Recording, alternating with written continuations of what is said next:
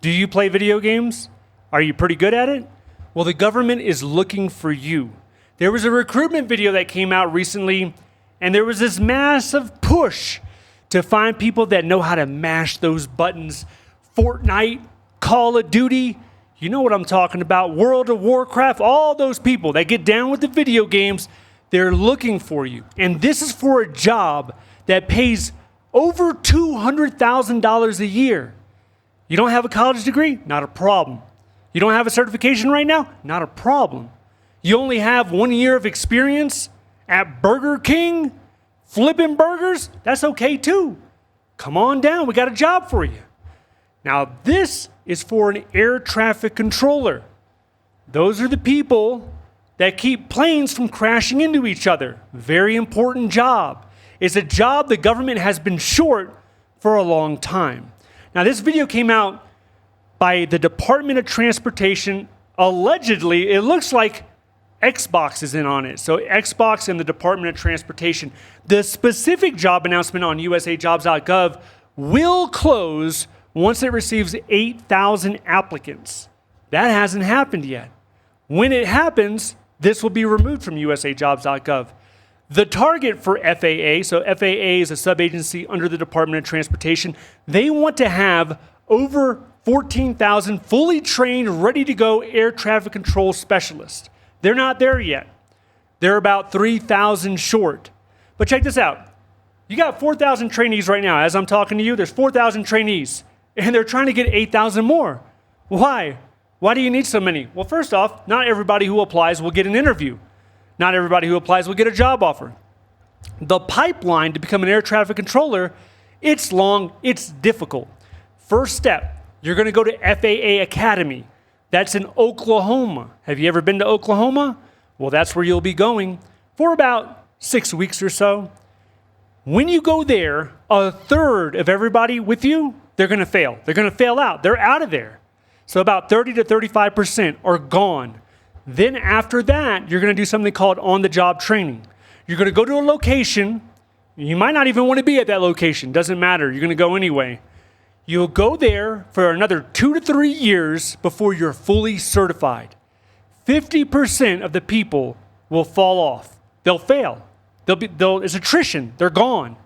That's why they're trying to put so many people in the funnel, because it's so hard to actually get the end result fully trained air traffic controller. But keep in mind, you do not need any type of college education to get this position. So let's talk about pay. The first stage, when you're in Oklahoma, you will be getting paid about $23 an hour. And you'll probably get about $100 for lodging and food every day. Even if you wash out, you'll still keep that money because you earned that money. You were there, you put forth your best effort. Even if you couldn't hack it, you're still going to keep that money. You don't owe the government back for training.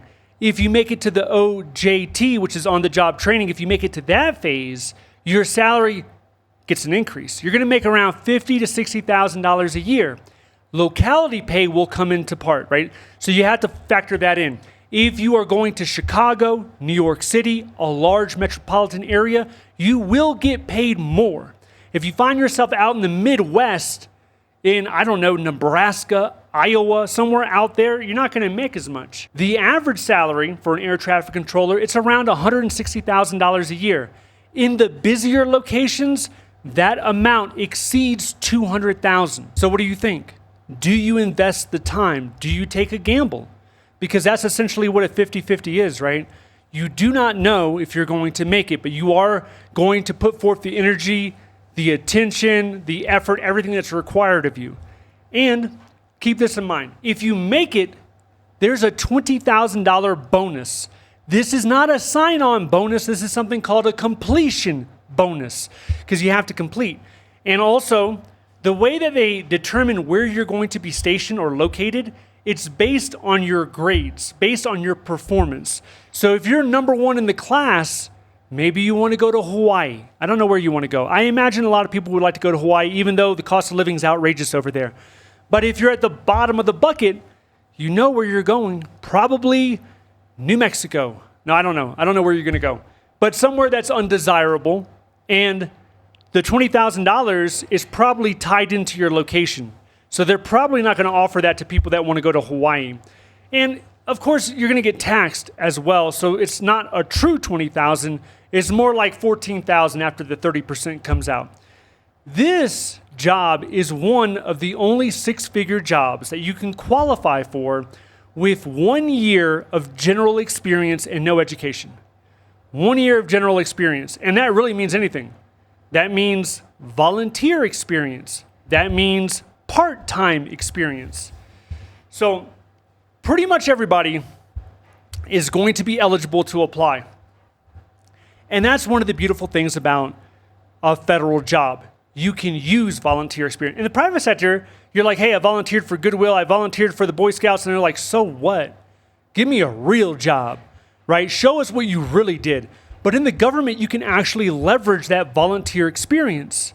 I directly helped two people just a few years ago get into the federal government. One was a GS-7, one was a GS-9, had absolutely no paid experience whatsoever. Completely volunteer experience. And they were still able to get a job. One was at the Department of Homeland Security and the other one was at the Department of Energy. So it can be done. If by chance you pass the academy, you go and accept a location, but then after a couple of months, you're like, hey, I can't stand it. I can't live in New Jersey. What are we talking about? Get me out of here. If that's the case, you will have to pay back any completion bonus that you have received. Now, if you do fail, or maybe you're too old to even apply, because this is for people between the ages of 18 and 30 years old. I believe military veterans have a waiver to extend it past 30 years old, but generally speaking, 18 to 30. So most people that watch this channel just so happen to be over 30. There's other jobs that could appeal for you as well. If video gaming is one of your main hobbies, you could look over at 0132. That's an Intel. That's intelligence, mainly it's intelligent analyst. That's another job that doesn't require a college education, could interest you. Same thing with 2210, IT. Are you interested in computers? There's about 10 to 12 different subcategories of IT specialists. You can look at that as well. Requires absolutely no credentials. There's a lot of people that are like, hey, you want to get into IT, you need your Security Plus, you need your A Plus, you need your CISP. No credentials are needed for the vast majority of the 2210 jobs. That doesn't mean that once you get hired, they're not going to go ahead and send you somewhere to get Security Plus. They might do that, but to get in the door, to get into the cubicle, let's say, you do not need any certifications. So they'll look at you based on your actual experience. What have you done?